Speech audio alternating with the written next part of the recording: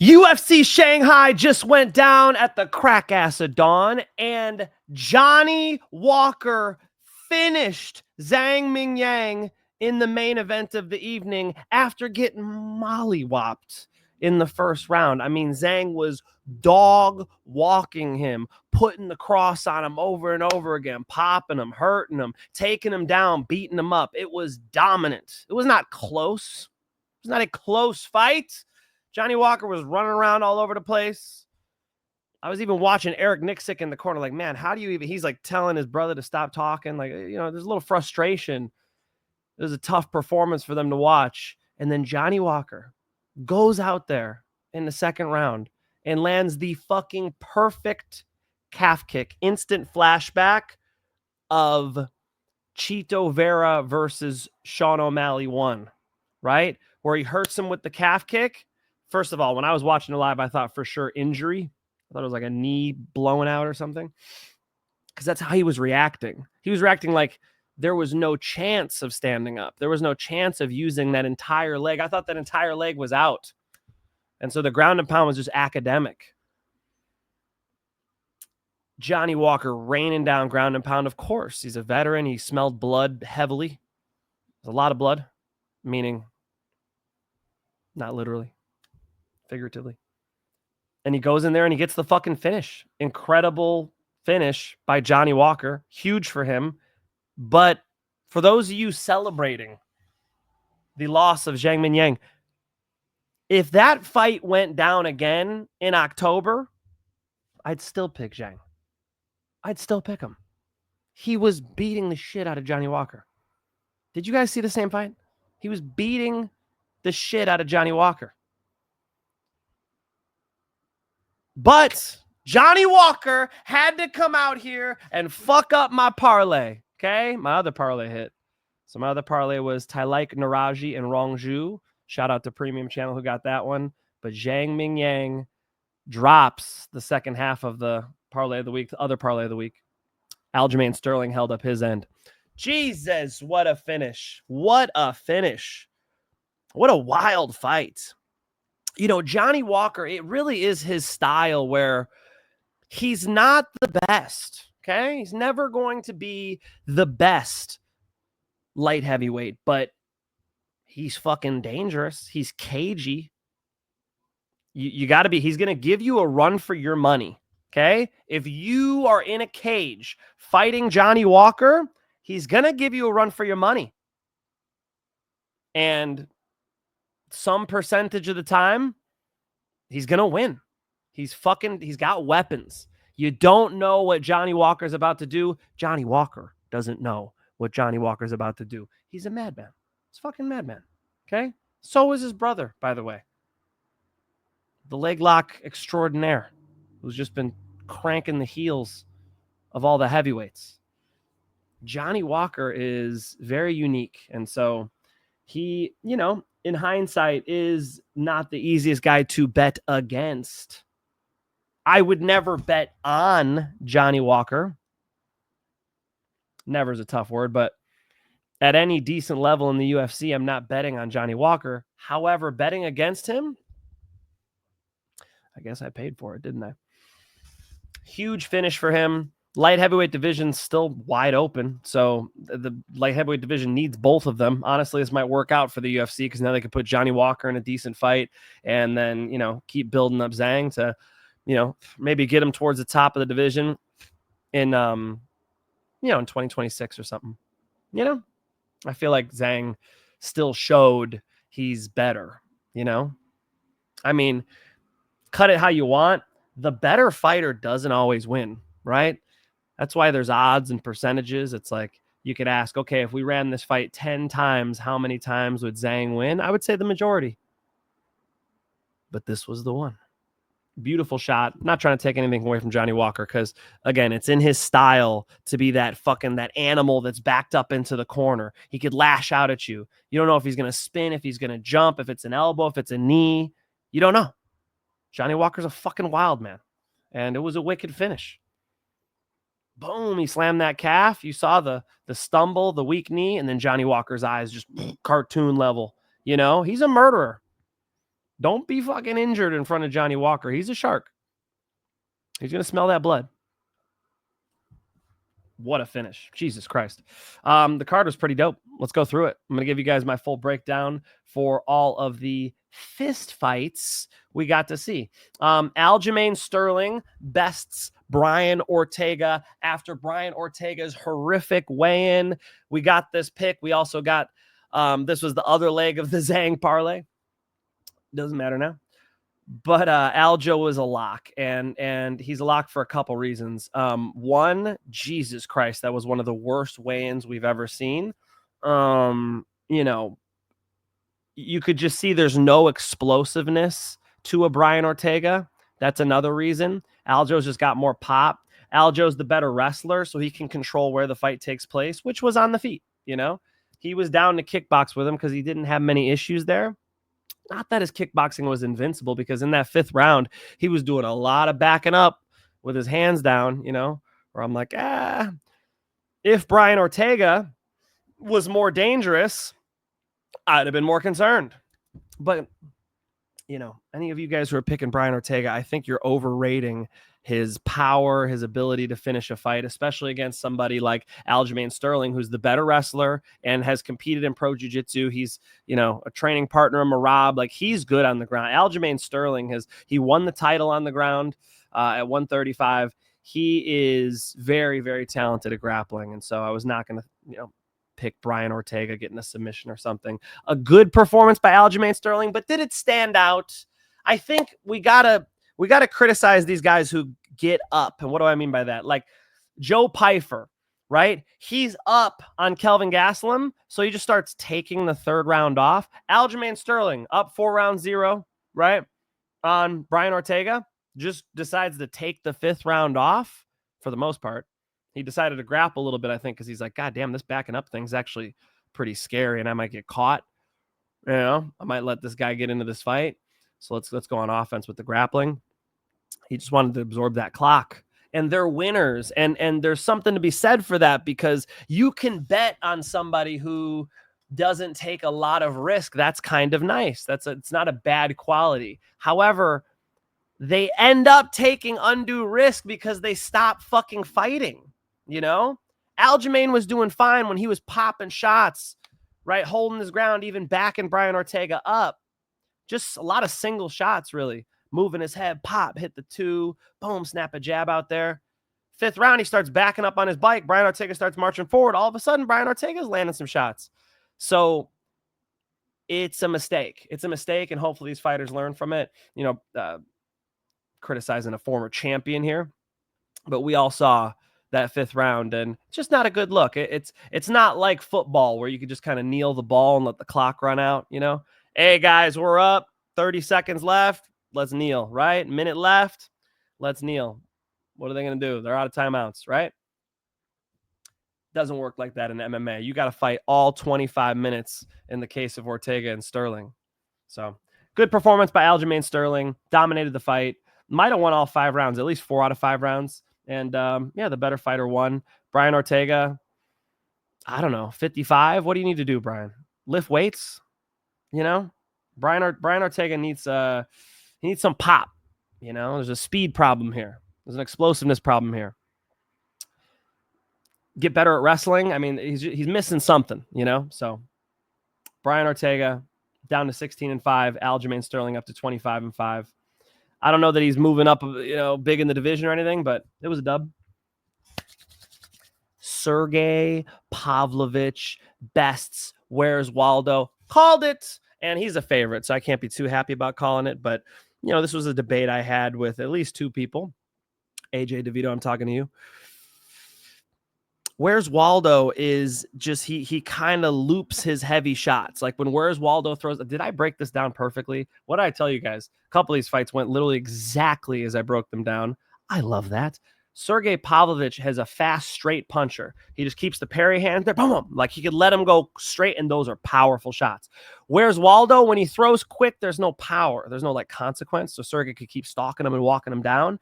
And then when he throws big, it's too big. Where's Waldo? It's too big, bro. He had a lot of trouble landing anything significant on Sergei Pavlovich. Sergei did not have that problem. He had Where's Waldo backing up.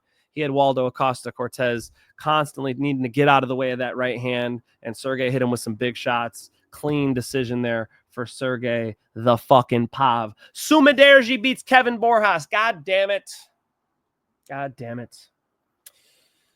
One of the bets was Kevin Borjas. Kevin Borjas he left the dog in Peru. He needed to move forward, right? In the moments that he did, weren't a lot of them, but in the moments that he did, he started winning the fight. Like when Borjas was like, actually, fuck it. I know I'm going to miss the first punch. I know I might eat a little teep kick. I'm just going to keep coming forward. I'm going to start breaking shit, throw the third, the fourth punch. Then he was beating Sumudaerji. He can outbox Sumudaerji. He can't outkick him at range. And he just stayed out there at range for some reason. He needed to bring that dog out that we've seen with Borjas. So performance-wise, I feel like you could play Borjas like a video game and get him to win that fight, but we don't get that luxury. Borjas makes the wrong decision to stay at range too long with Sumudaerji. And Sumudaerji looked good. I mean, let's put credit on Sumudaerji too. His rangy, like Taekwondo karate kicks were nice. He had some Muay Thai in there with the roundhouse kicks, but he had a nice spinning back kick, the teep or front kick up the middle. Really, it's more of a front kick up the middle. The difference being a teep is 2 steps. You coil your knee and then you extend your leg out, as to where a front kick is snappy like a whip. And he used that one really well. You know, Sumudaerji deserved the decision. Kevin Borjas needs to move forward to win that one. Here's one I got. Nueraji over Kiefer Crosbie. Like I said, that parlay was Nueraji and Rongzhu. Nueraji dominating Kiefer Crosbie. The problem is he need him in the fucking cranium. Crazy foul. Crazy foul. Like DQ. Oh my God, did this dude just get DQ'd level foul when I was watching that? I was like, did he just blow up my parlay? No. The ref, Mark Goddard, took 2 points. Okay, how often do you see that? 2 fucking points for that foul, which makes sense because it was such a bad foul that when Kiefer Crosbie went back in there, he just got finished in like under a minute, 30 seconds. So, yeah, it was bad, guys. That was one of the worst fouls of the year. Maybe the worst foul of the year. I'm trying to think of a worse one. I don't know. We had some gnarly eye pokes. That was pretty bad. So, Nueraji, shore it up, bro. Come on, man. Read the rule book, attend the rules meeting. Okay. Don't blow it. And, hey, props to Kiefer Crosbie for being a man. And, he thought he could continue and he went out there to fight. And that's cool because he could have just said, no, I can't see, and they would have stopped it. And who knows what would have happened? No contest at best. That would have been the best for Nueraji that he could have hoped for as a no contest. Nueraji, though, much better at martial arts than Kiefer Crosbie. You see, the best guy doesn't always win. He could have got fucking DQ'd and lost that fight. John Jones lost after throwing illegal elbows, So you got to be careful. But Nueraji gets it done. Dominant performance. Gage Young versus Mahashate. Ekes out a decision against Mahashate. Mahashate seemed to think he won that fight. No, Gage Young he brought what I needed Kevin Borjas to bring, which was fucking aggression. Gage Young's tough. He was getting hit with some shots, but you could just hit Mahashate. Mahashate, exactly like I said in the breakdown. Again, I think I call these ones pretty straight. Mahashate is too fucking hittable, and Gage Young was able to expose that. Great job by Gage Young. Rising prospect up the ranks, moving up to 10-3. This is a good one. Loner Kavanagh versus Charles Johnson. CJ. What was he doing out there? Was this it? Yo. This was a crazy KO. This was crazy. And if you guys tuned in for my full card prediction show, you will see that the one fight I flipped on was I went from Kavanagh over to Charles Johnson, and Charles Johnson delivers. Now, I was so on the fence about it because you guys saw how skilled Kavanagh is. Better. He's better. Until he got tired.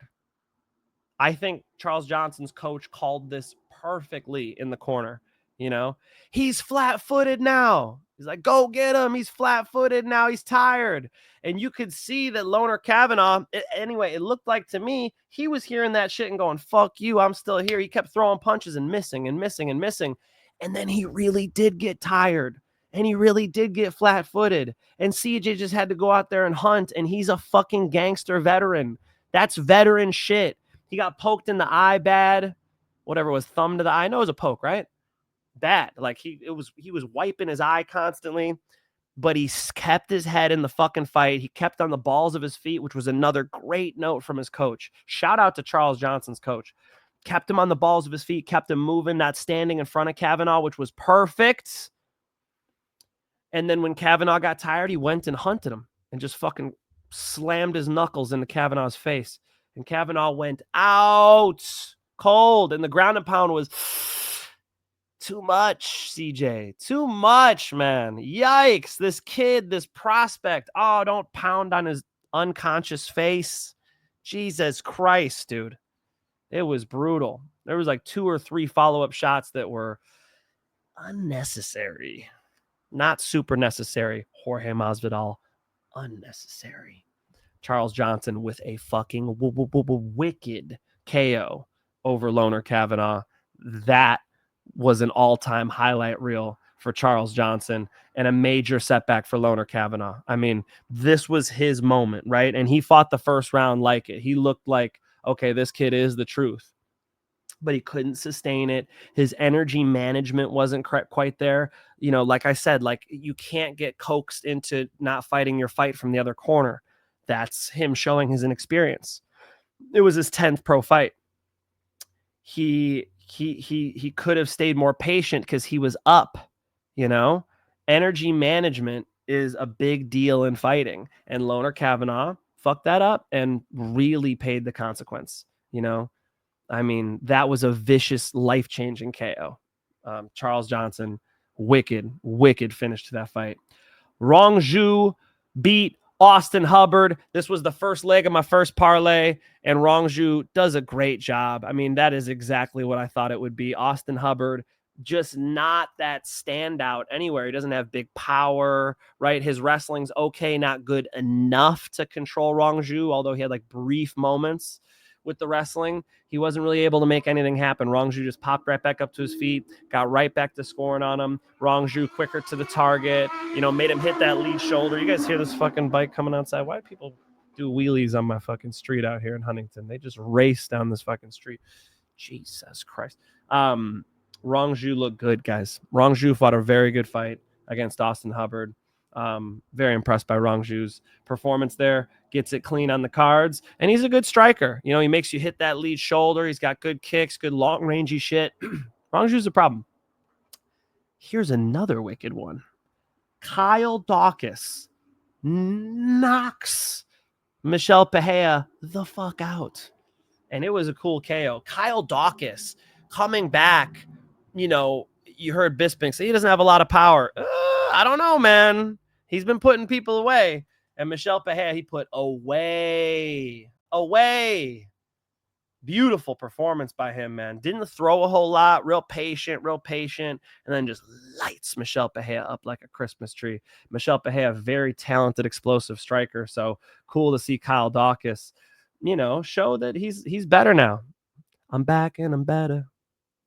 And he is. He's back and he's better. Wonderful finish for Kyle Daukus, who's like 2-1 dog. So that was a big one. Glad to say I avoided that one, right? I was thinking Michel Pereira, and then the more I dug into that one, the more I go, you know what? Michel Pereira, his performances are too unpredictable. He's hot and he's cold. Don't make me sing that one. No. Kyle has actually looked pretty good outside of the UFC. Was it Cage Fury I just saw him fight, win the title? I was just watching his fights over the last weekend. Yeah, he's definitely, a formidable foe for Michel Pereira, so I just decided to stay away from it, And I'm glad I didn't bet on Michel Pereira like a lot of people did. It seems like that was a huge pick. It was like minus 180, and a lot of people fucked up parlays and straight money lines on that one. So glad I avoided it. Yizha dog walks Weston Wilson. Jesus Christ, Weston Wilson. I'm like, I go in the breakdown, I go, Yizha's not Gene Silva. No, he might be better. Jesus Christ, he treated him like Gene Silva. He just walked out there and just bomb, and got Weston Wilson out of there. Weston Wilson trains with Wonder Boy in them. Where the fuck was the range control, Weston? Weston, you just need to slow this guy down a little bit. Weston's talking in the pre-fight interviews. Oh, man, it's the last fight on my UFC contract. I flew out early. I'm going to play my jiu-jitsu game. I'm going to submit this guy. You know, I didn't bet on Weston Wilson. That's not what I'm saying. I'm just saying that for it to be finished in 37 seconds, Weston Wilson could not get the fuck out of a way of a cross or overhand, really, at all. So pitiful performance by Weston Wilson and a great performance by Yizha. Perfect. Fuck the setups. You know, Yizha wasn't out there like, I'm going to set him up with the jab. I'm going to cut him off with the lead hook so I can corner him, and then I'm going to put the right hand on him. No, just spam, just bang it. Just go out there and hunt for that chin. You're going to go find it, you know, because Weston Wilson's not dangerous on the feet. I mean, that's why Weston Wilson wasn't going to win this fight, is because he lacks weapons, and Yizha just needed to use one. He just kept banging the overhand. And that's all he needed. Wicked performance by Yizha. I'm impressed by the 37 seconds. And, you know, kind of disappointed in Weston Wilson in the 37 seconds. He's done in the UFC. He ain't cut for the UFC. There's your evidence. Su Young Yu beating Long Xiao. Kinda. It was close. He almost fucked it up in that third round. Long Xiao was coming back. Yeah. I mean, Su Young Yu, a better wrestler. Long Xiao, gritty, can get into a fist fight. You know, that's a reason why I didn't bet on that fight, because, you know, there are too many holes in Young Yu's game, and Long Xiao's too much of a gritty dog. So, yeah, Su Young Yu ekes out the decision. Nothing crazy there. Here's a crazy one. Satybaliev Ezekiel chokes Dr. Nurgozhay in the first round. That was wild because of the way he did it.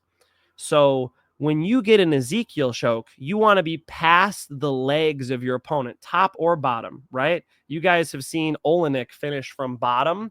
Actually, he's finished from bottom mount too, so I guess he's not past the legs. But on top, you want to be mounted in order to finish an Ezekiel choke. You don't want to be in the person's guard unless you're Satybaliev.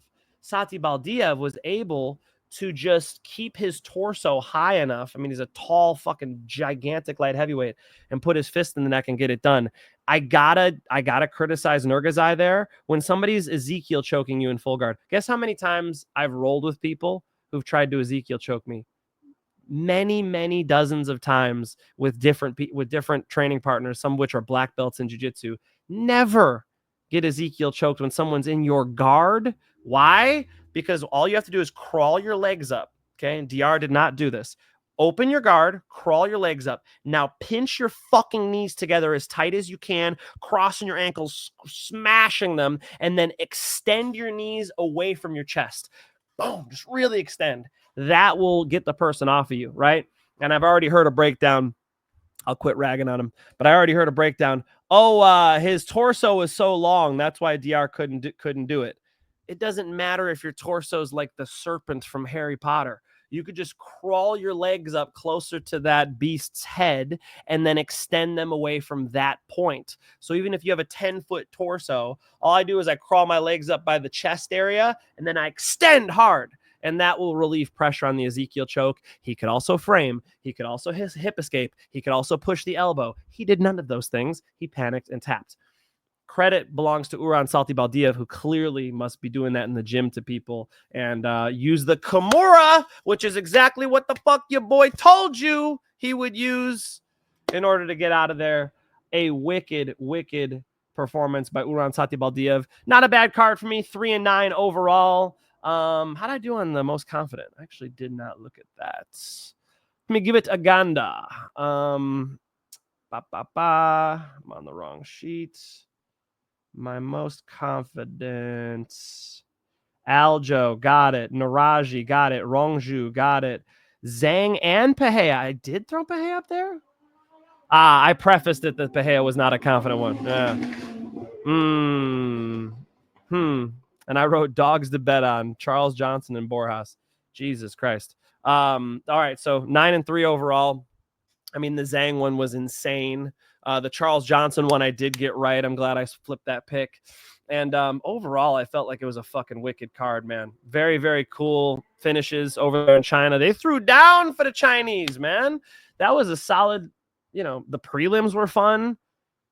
You got to see, Kyle Daukus show out. You got to see some young guns who have some promise, or Lorna Kavanaugh getting knocked the fuck out. That was also insane. So wicked KOs, wicked finishes. Shout out to everybody who stayed up and watched UFC Shanghai. Let me know in the comments if you had the wherewithal, the grit, the determination, the will to stay up and watch that entire card. I sure did over here on the West Coast. Appreciate you guys tuning in. Tomorrow Sunday. This is weird. The fight's being fucking Friday night for me, Saturday morning for you is weird. I will be in Monday night to give you guys my most confident picks again. And you can always catch me on Moneyline. And then I'll be updating the premium channel with the bets. All right. Appreciate you guys tuning in. Always good to see you, motherfuckers. Please make sure you subscribe. I just broke 10,000. We need to get this thing to 100,000. 10,000 ain't shit. Help your boy out. Hit the like button. And if you got nothing to say, just leave a W in the comments. It does help the algorithm. DM at mikefinchshow on Instagram if you guys want to see who I bet on week to week. I appreciate every single one of you beautiful people. Until next time, it's peace and love.